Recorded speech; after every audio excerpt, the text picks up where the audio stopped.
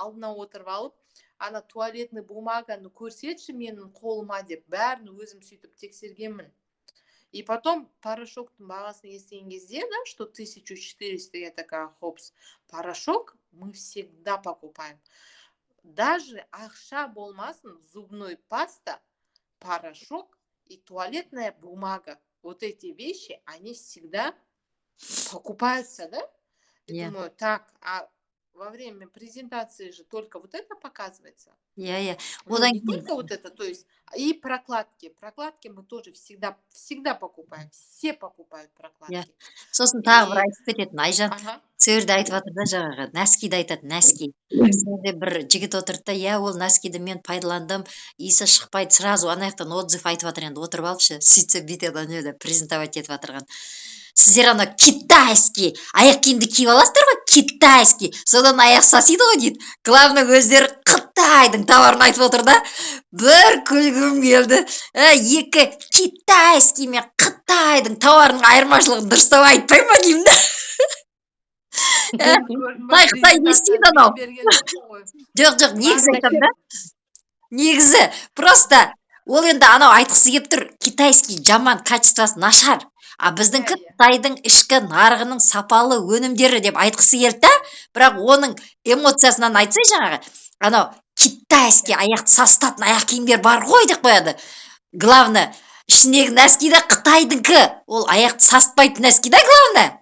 А олардың нәски екенін өзің ажыратып аласың ғой ана жердеші. Ана китайский аяқ киімді салыстырғандашы бір күлгім келді. Дамира өткізген ғой, прикинь. Ну, ты поняла, да? Китайский деп айтпасында, и так Қытайдың товарын сатып жатыр. Сол. Жоқ, ол да Қытай.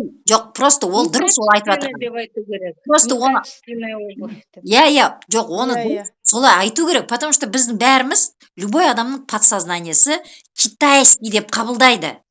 Оны сөйтіп айтсын, бірақ ол Қытайдың сыртқы нарығы. Сондай болды ғой енді уақытысында, Қытай солай жаулады ғой уақытысында шы, жаңағы сапасыз тауарлармен.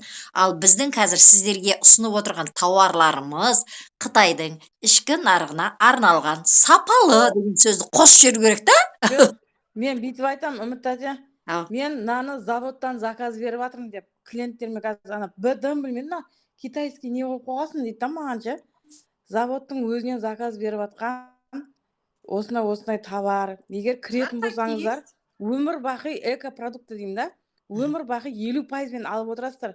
Еще сіз кіргенің үшін 50% аласыз, во-первых, дедім. Например, сіз барасыз басқа жерден порошок сатып алсаңыз, сізге 10%-ын қайтарып бермейді ғой деймін да.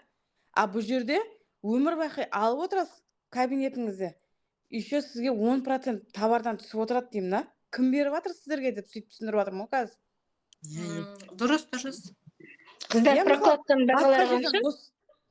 Осаққа жүр 200 теңгеде басталады. Пачкасы? Да, пачка. Ішінде он бар?